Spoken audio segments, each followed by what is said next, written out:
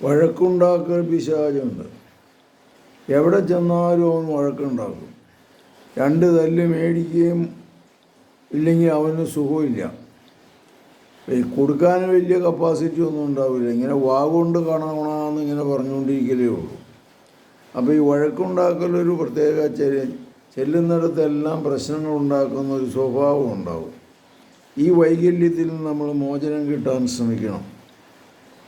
അതിന് ഒത്തിരി ദൈവത്തോട് പ്രാർത്ഥിക്കണം. പിന്നെ ചെറിയ പ്രശ്നം ഉണ്ടാകുമ്പോഴേക്കും കണ്ണടച്ച് കളയണം.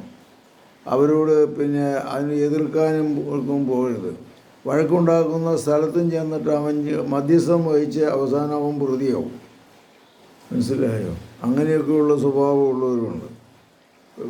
മറ്റേ വേണ്ടാത്ത വഴക്ക് അങ്ങനെയുള്ളവർ വഴക്കുണ്ടാക്കുന്ന സ്ഥലത്ത് പോകരുത്.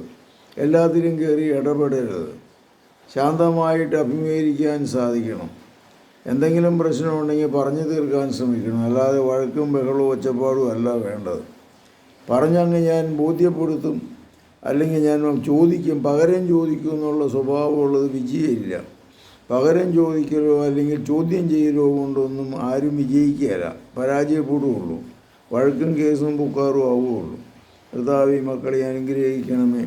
വഴക്കുണ്ടാക്കുന്ന സ്വഭാവത്തിൽ നിന്ന് കർത്താവേ ഇവരെ മോചിപ്പിക്കണമേ, സുഖപ്പെടുത്തണമേ, ശക്തിപ്പെടുത്തണമേ, ആശ്വസിപ്പിക്കണമേ.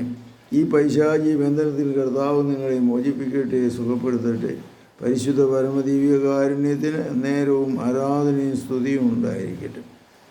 ഇങ്ങനെയുള്ളവർ ഒരു ജീവിത പരിശീലനത്തിലൂടെ രക്ഷപ്പെടാൻ സാധിക്കും. ഫോൺ നമ്പറിൽ വിളിക്കുക 9447465414.